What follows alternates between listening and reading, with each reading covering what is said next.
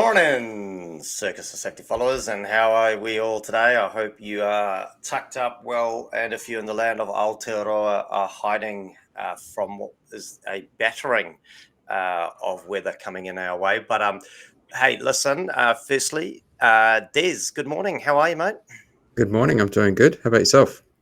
Oh, mate, just living the dream, brother. Living the dream. I mean, what a better way to start a dreary Friday than spending my morning with you fellas. Andy, what about you, mate? How are you? I'm good. I'm a bit concerned about my microphone. Can you hear me all right? We can hear you right now, Andy. I'm just noticing you look a little bit tired there, mate. Is everything okay?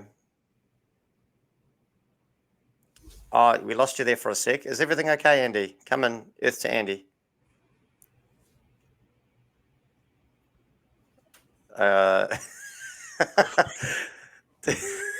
That's your that's your typical consultant approach, right? Just smile and nod, smile and nod.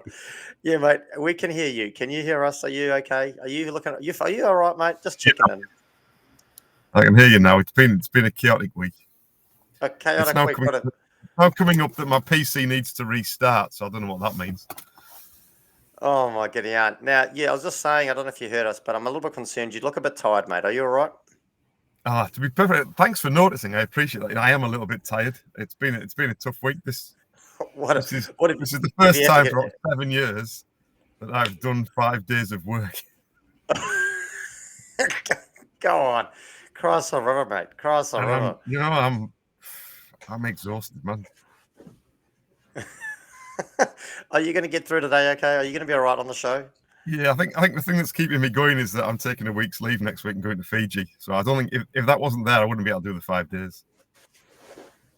Wow. Well, hey, listen, Des, I don't know about you, mate, but I feel grateful that Andy could dial in today. Absolutely grateful. I think we might need to get him to leave a bit early just to give him a bit of a break. Well, mate, I mean, you and I carry the show anyway, right? So what's a couple of minutes without Andy? Hey, listen, Des, let's before we get into it, mate, let's, as we always, let's jump over to our disclaimer. Now, we might have a few issues here due to some possible budget cuts, I believe. Yeah, well, let's see how we go. We're planning to improvise, but I just wanted to highlight the fact that we're continuing this jump in the amount of listeners that we've got, and I think we're on about 975, so we're just at the cusp of 1,000. But I thought it might be prudent to recap our disclaiming journey. Nice. Those familiar with our early shows will know that our early disclaimers were off the cuff and not very well thought out. And I received a lot of criticism for this, verbal abuse, physical threats. And right, I then took the approach. It was bad. I then took the approach of providing a detailed legal disclaimer, but again, the vitriol was unnerving. I was then introduced to the idea of disclaiming differently, and since then, we've been on a new view disclaiming journey. We've explored different ways of generating engagement with our disclaimers to an international audience. Our journey will also feature at the Disclaiming Conference in Geneva later this year. I'm pleased to say, though, that we've taken it further. We've taken disclaiming to another galaxy. Dun, dun, dun.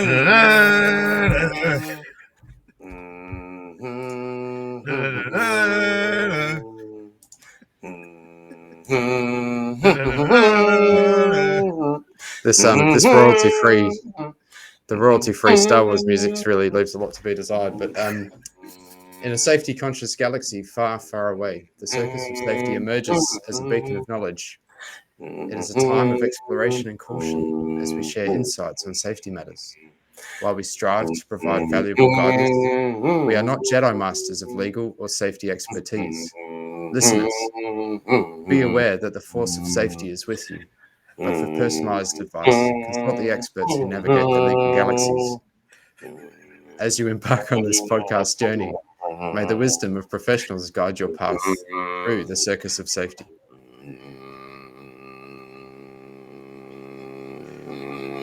Oh, sorry, I got a bit stuck there. That was brilliant, Des. Love your work, brother. Love your work as always.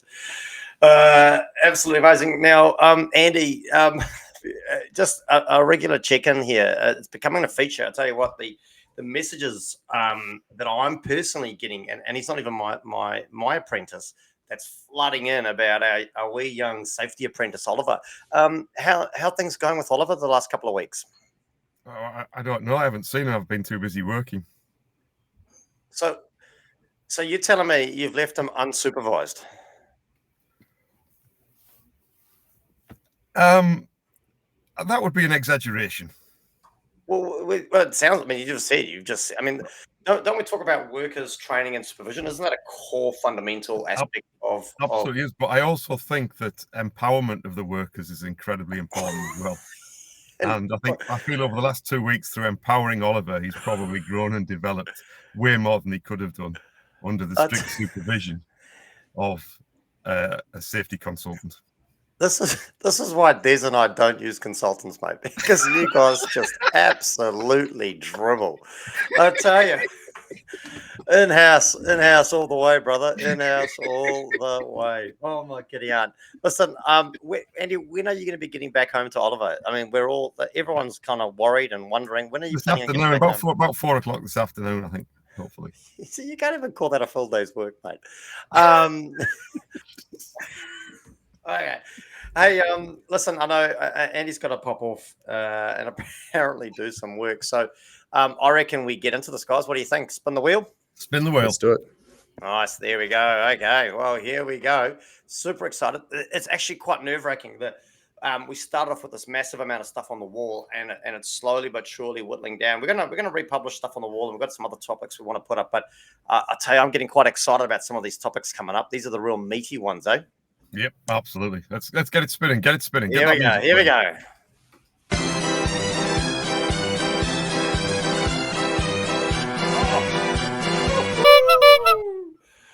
Wow, there we go. What do you know? Should health and safety or H&S report to HR? Wow, what a topic to start a Friday. I know in the world of safety, I guess this is, so I'm having a few nightmares here, boys. In the world of safety, this is often the thing, right? Is that safety does often report to H&R. So first off, we'll go to Andy in case we lose him. I mean, your initial thoughts, mate. What do you think of this?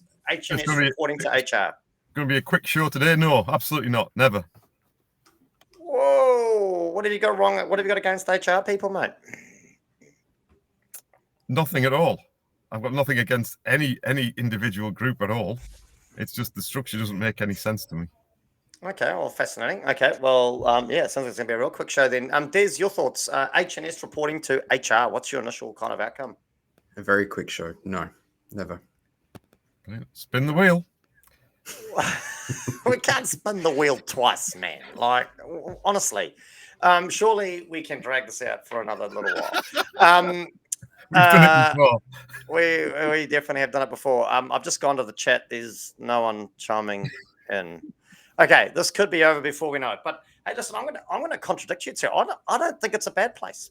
I mean, where else would you see it reporting? I mean, I would suggest that maybe HR is the place for health and safety reporting into. I mean, because let's be fair, right? Health and safety is all about looking after people, right? And people are human resources, right? And so hence the H&S reporting to HR. So I think I'm going to be a little bit more controversial again, and I don't think I'm going to agree with you two guys today on the show. And I think it's worth a look-see. I definitely think it's worth a look-see. It'd be really cool to get some initial thoughts on it.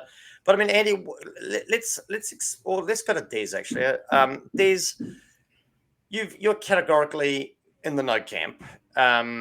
Really understood to understand why. Why are you categorically no? Because the way that those two roles or functions engage with the business is radically different. And so you can't engage in two different ways at the same time. For the unlearned people, possibly like myself, do you want to just kind of explain that a bit more? I thought I was quite clear. No, you weren't. Wait, I'm lost. I was lost about 10 sentences ago. So, So look, both functions serve to advise and guide the business with respect to the areas of expertise. Yep. But the way that an effective health and safety person engages with the business is very collaborative and persuasive and nudging and lots of different techniques. And I don't see HR quite functioning the same way in the way that they engage with the business. Their methods will be different. And I don't want to comment on what those methods might be because I'm not an HR professional. But I guess if we peel it back to the core of HR and H&S, right? It's about the people part of the business, right?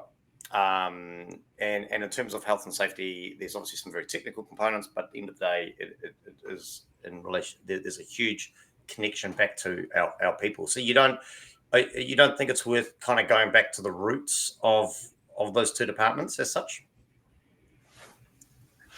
Yeah, but I disagree that the roots are people in both instances. Okay, interesting. I mean, Andy, again, you are categorically no.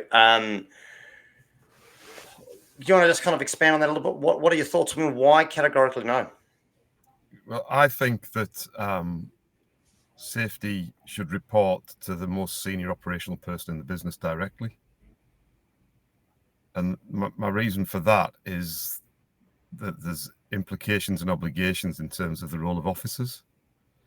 And the more different steps you've got in between there, the more you blur that whole due diligence piece. So you really want, I would imagine if you were an officer or a chief executive, who probably would be an officer, you would want a direct line to safety rather than get the information getting filtered.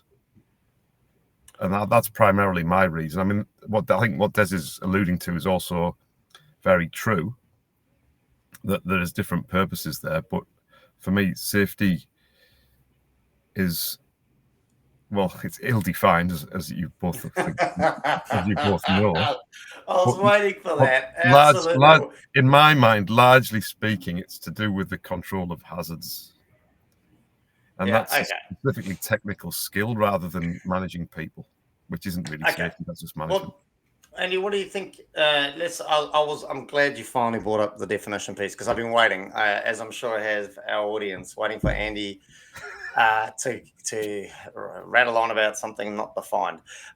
What are your thoughts then around the definition of HR? I mean, where do you currently sit on the spectrum of defined or undefined in that one? I don't really know enough about HR to comment really on that. I've never particularly been fond of the term human resource, though. For me, it seems a bit objectifying and sort of goes a little bit against. Mate, do you want a tree and some holding hands and some kumbaya, or? No, but I just wonder how it sits with that. I mean, that would be probably, in my mind, that would be more of an interesting conversation about the relationship between HR and well-being or wellness or welfare. Because I think, for me, safety is a little bit more technical than the whole well-being set. And I think HR and well-being, I think there's a much tighter knit there than there is between safety and well-being. And so I don't necessarily disagree with that comment. I guess, Des, I mean, your thoughts on the definition of HR, and I mean, where you think it sort of sits? Well, I'd probably naturally gravitate to defining those two areas based on the legislation that applies. And thumbs up from Andy on that point. But on one instance in New Zealand, you've got the Employment Relations Act. Do you want me to leave? Do you want me to leave the show and you two just sort of sit there and speak nothings into each other's ears or something? So on the one hand, you've got the Employment Relations Act, you've got I think it's the Holidays Act, you've got the Human Rights Act, and that's sort of core to an HR function. And for health and safety, you've got the Health and Safety at Work Act, the regulations, and other legislation that might apply, and safe work instruments. So you're dealing with a completely different legal body of guidance and requirements. Yeah. What about? Can I spin this back to you, Brenton, a little bit? Am I allowed to do that? Well, You can try. No, well, let me frame this question. Okay, so let's just go back along before you reach the lofty heights in your organisation that you are now, when you were merely a safety skivvy, and your boss calls you in. Brendan, in you come. I've got some news for you. Oh, yeah, we're going to do a bit of a restructure, and moving forwards, we've got you reporting to HR. What would your reaction to that be?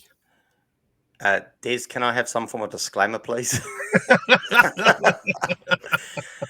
No, well, I work for a organisation. I guess would be probably sitting in the category of medium-sized organisation, and the HR function. And again, this goes back to my statement, though.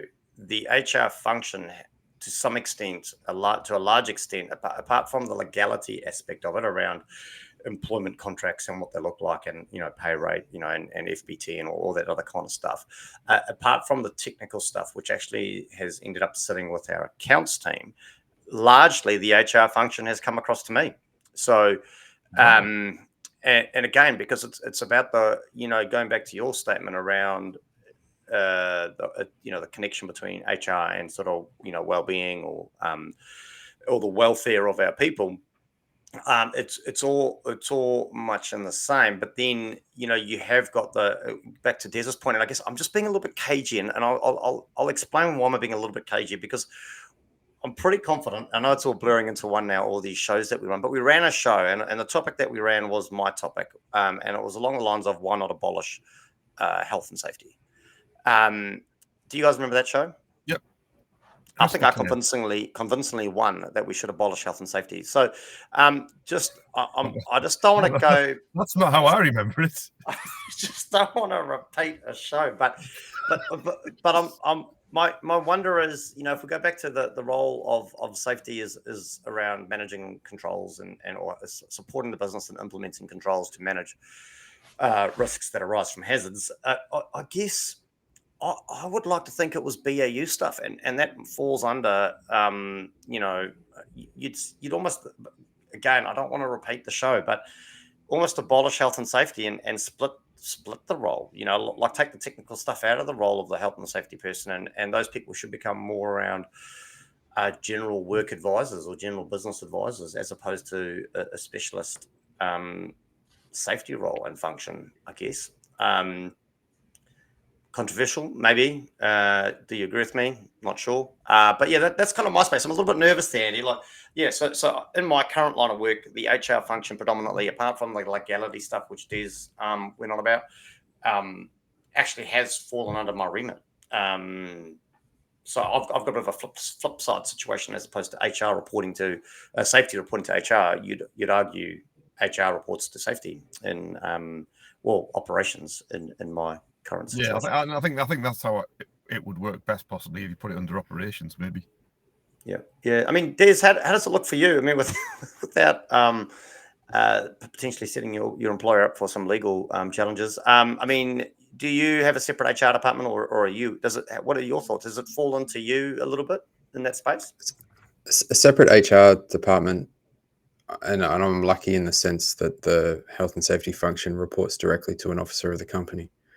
But this has come up in the past where it's like, health and safety and HR has a lot of overlap, and actually I completely disagree with that comment, because there's actually a clear line of delineation where health and safety would end and HR would begin in any particular circumstance. There's actually almost no overlap. Now, there's no reason why someone couldn't perform both roles, but I would liken that to a car that's been designed to be both a sports car and a people mover. You can definitely design a car to do both, but it won't be excellent at both. You'll have to make compromises. Unless your name's Brenton Harrison, obviously. You'll have to make compromises. Fair call, Des. And I guess that's why we like you, Des. You're pretty black and white and to the point, and really like to bring us back down to reality, I guess. Well, so I guess, where do you see? I guess I'm just kind of on the looking at sort of the HR kind of safety function. I mean, where do you then, Des? Where can you kind of give your thoughts around where the baton's passed, or when the baton would be passed between, say, HR and safety. I mean, to kind of help us understand that a little bit more.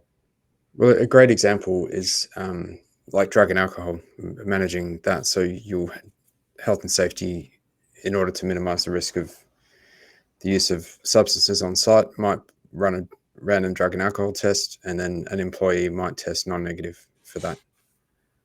And basically, at that point, they might be stood down or put on special leave or whatever the terminology is. But as soon as that risk is removed from the site, that now becomes an HR issue. And then you send the results off to the lab, get your positive or negative result, whatever, and then HR manage the outcome of that. But there's a clear line where the health and safety role in that situation ends and the HR role starts. Cool. No, great example. I mean, Andy, what are your thoughts around? I mean, you said, I guess, and if I'm misquoting you, apologies for that. You felt maybe there was a bit of grey. I mean, has Des convinced you there is no grey? HR is HR, safety, and the two shall not meet, but only hand stuff over the fence? I wouldn't. Yeah, a lot broadly, but I don't think it's quite as cut and dry as Des is making out in a practical sense. Because the reality is that in many businesses, you've got the same person doing both roles. And therefore, there's going to be overlaps between them in an operational sense. And I think that can be actually quite problematic, particularly around investigations and things like that. Because if you do a thorough investigation and it's all that whole no blame, we just want to find the cause to stop it happening again, you do that with your safety hat on. But then someone's broken some quite significant rules, then the same HR person's got to come in and sack them. You know, it can get quite problematic. But I think, you know, if Des was running the show, I think there would be very clear structures around where that line was. And I think, you know, Des is very good at that and defining parameters and things. But I would suggest that most businesses, especially small, medium ones, that are big enough to have HR, but not too big to have like a massive HR team, they wouldn't have any of these grey areas at all. It'd just be all lumped together. And it's like, that's your job. I mean, it'd be interesting to hear from some of the HR listeners. We do have a few HR people that listen to the show, and it'd be really interesting to get their viewpoint on that. I also, I mean, I do feel I don't agree, but I do agree, but I don't agree. I think in any organization, regardless of the role, so even if we take out the safety HR context, I think roles need to be clearly defined. I think there needs to be some clear handover points and some clear markers for that, because I mean, I just going back to some of the HR people that I've been involved with over the years, and lovely people, almost as wishy-washy, if not more so than Andy. But I guess that's that they live that consultant life, right? But I think sometimes even the HR team are maybe a little bit confused as to where that line is and that delineation. And I guess I wonder, is it because the world's changing and you talk about the concept of work and home and work and it all being one. I mean, Des, what are your thoughts on how those two, that concept of work and home and work and how those lines are being blurred more and more today? I mean, do you think that's causing any confusion with the HR versus safety aspect of it? No, because I think that confusion existed before any of that became a massive issue with COVID. I think Andy really hit on something before, that it really comes down to the actual organization itself, and if having the HR and HSE function combined suits the business, then that can't be an issue. That's fine. Go with it. I think for a large organization, it would be problematic. But if it suits the organization, yeah, that's fine. So I don't know what's happening, but I'm getting comments on my phone, but they're not coming up on our board here. Oh, so the point you just made there is excellent. So thanks. I tried, mate. I've been working really hard to really contribute to the show a bit more. There's been some comments come up, and I've got so one is really important. So it's from someone. It's Rebecca Clift, who's a HR/H&S coordinator And her comment is not chiming in as controversial topic given my role. Oh, I love controversy. And then we've also got a comment from Shivashni over in Brisbane. Oh, team, I got my Circus of Safety cups. We'll send some photos today. And then she's also added, in my current role, I report directly to the state manager. State manager. I find it adds more value and can make a difference in this. Make more of a difference in this way.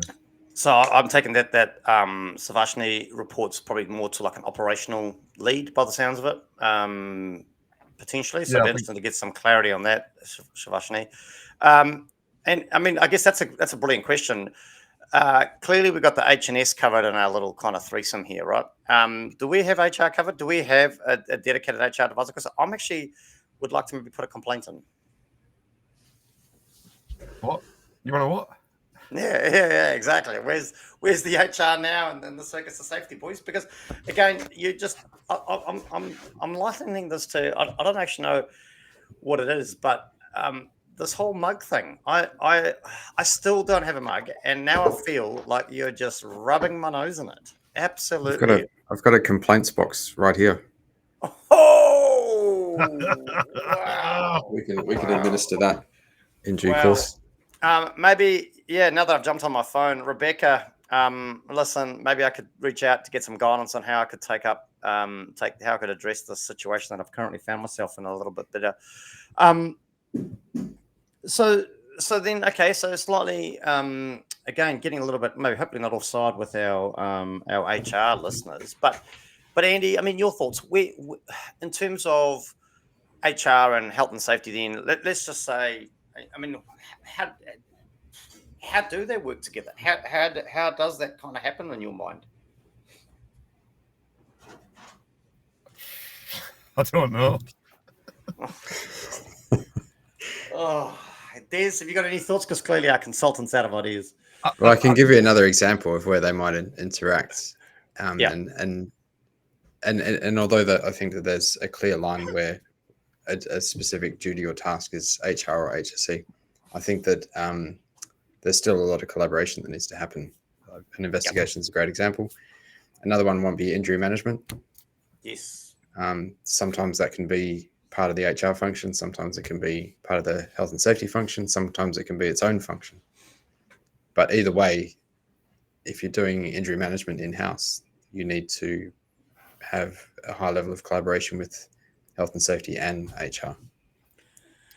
Yeah, I think, Des, you've hit on something there, regardless of maybe the department or the area of responsibility within an organization, right? You can't be working in isolation because at some point, right, there's going to need to be a handover. At some point, there's going to need to be a connection. And sometimes those handovers or those baton changes will be occurring at regular phases throughout an employee's journey, right, through that organization, from when they first engage with the organization at the very start, through to the time that an individual may depart from an organization. I guess there's going to be those interactions. So collaboration is key. I mean, Andy, in terms of your thoughts around collaboration, I mean, have you, I guess, being the worldly consultant that you are, Des and I are quite isolated in our little kingdoms here, but in terms of your worldly experience, have you come across some great examples of collaboration between maybe, say, the H&S department and the HR department? Can I make a complaint? I'm getting stitched up. There's question after question that I don't know the answer to. You're making me look foolish in front of potential clients. But I don't need to make you look foolish. You do that all on your own. No, I can't think of. I honestly can't think of any. But what it has triggered in me is a sort of slightly different pathway. What a nervousness and the well-being psychosocial thing, because I actually think we've found a home for it all. Because if you look at this, what are defined loosely as psychosocial hazards or psychosocial risks, many of them are the domain of HR in my mind. It's things like workload, scheduling, pressure. That's not really a safety issue because they're not really hazards as such. They're really things that are generated by the business that cause harm to people. And I think that's where maybe that's where well-being, wellness, all that actually sits, is actually with HR. Okay, well, I mean and again, and then that goes back to Des's comments regarding collaboration, right? They may need some guidance and collaboration and some support around how do I manage how do we put controls in place potentially for some of the stuff.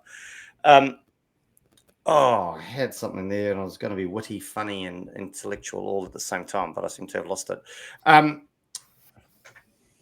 Yeah, no, gone.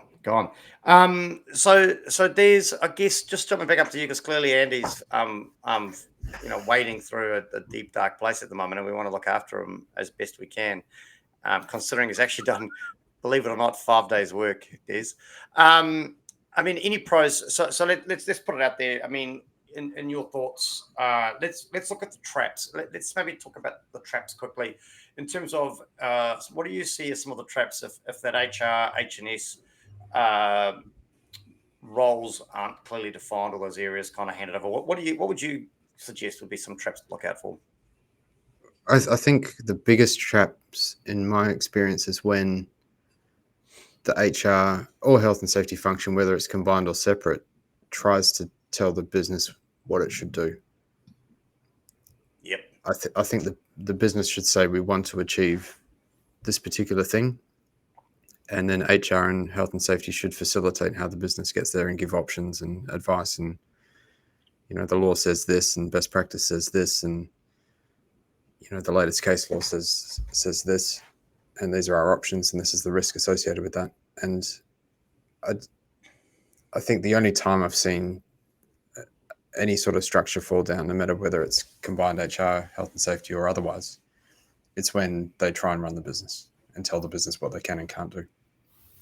Yeah, good point. And I think you and I are very closely aligned on that. I really think our role and the role of HR, I guess, where there's so much legal ramifications potentially, and there's a bunch of things to jump through. It's about providing the officers making those decisions with sufficient information so that they can make informed decisions for the business, right? And it's interesting how there's other professions as well where I guess similar things would potentially play out.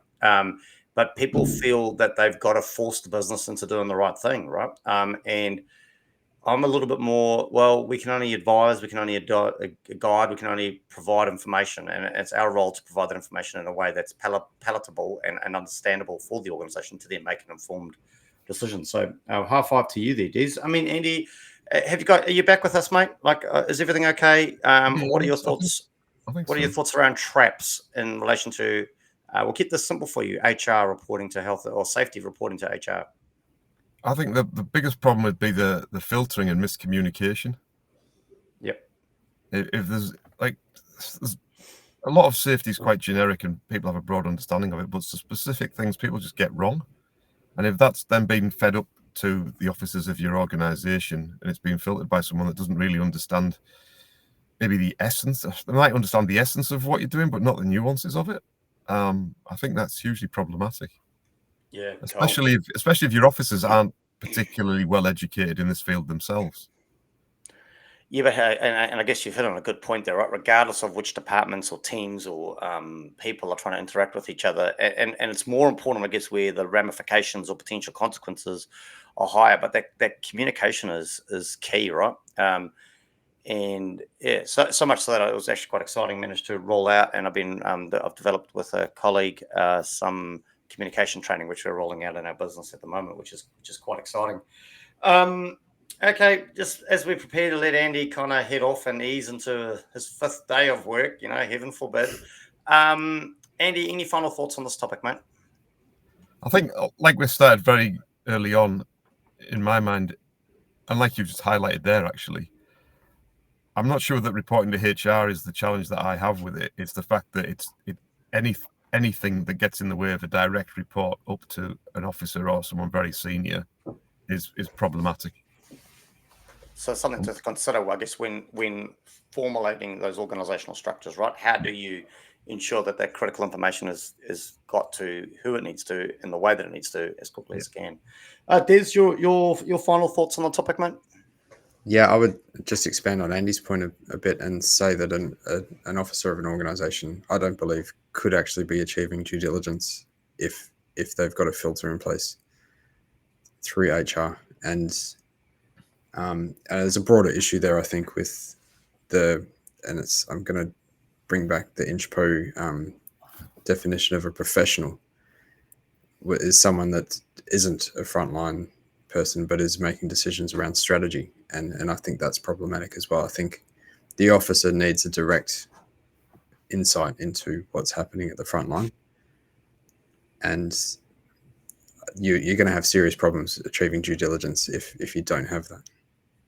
Yeah, well, that's a whole nother maybe topic for the wheel, right? How to achieve due diligence in 2024. Hey, I don't know what's going on, but we seem to have our chat function back. Great work, Andy. Thanks for sorting that out. Just before we sort of wrap up, Matthew Sagrove, a regular feature of the show. Hi, Matthew. How are you? Traps for opportunities. Well, if HR or HS functions are important in achieving a consistent state of, the human assets in the business, then collaborating is needed.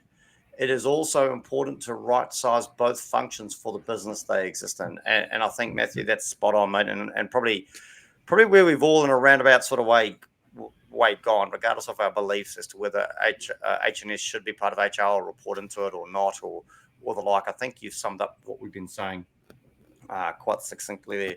But well, that's a wrap for that topic there, boys.